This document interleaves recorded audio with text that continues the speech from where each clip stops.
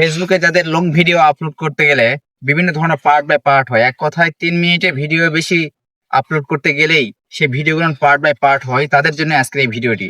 তো ভিডিওটি শুরু করার আগে আপনাদের সকলের কাছে অনুরোধ, আপনারা প্রত্যেকেই এই ভিডিওটি ভালো লাগলে ভিডিওটি বেশি বেশি শেয়ার করবেন। সাথে ফেসবুকে যত ধরনের টিপস রয়েছে, এই টিপসগুলো পেতে চাইলে নওগাঁর কাফি পেজ এবং ইউটিউব চ্যানেল দুইটাই সাবস্ক্রাইব ও ফলো করে রাখবেন।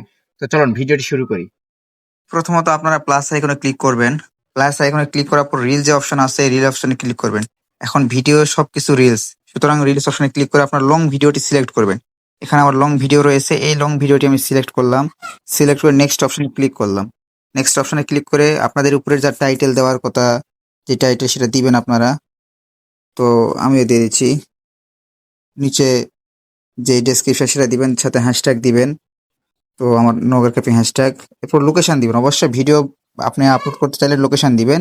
এরপরে যে অপশনটা দেখতেছেন না, create playlist from your reel, আমি আবার ভালোভাবে দেখাচ্ছি আপনাদেরকে। এই যে create playlist from your reel, এই অপশনটা অবশ্যই অবশ্যই ভালো করে মনোযোগ দিয়ে দেখেন। এই অপশনে আপনারা ক্লিক করবেন।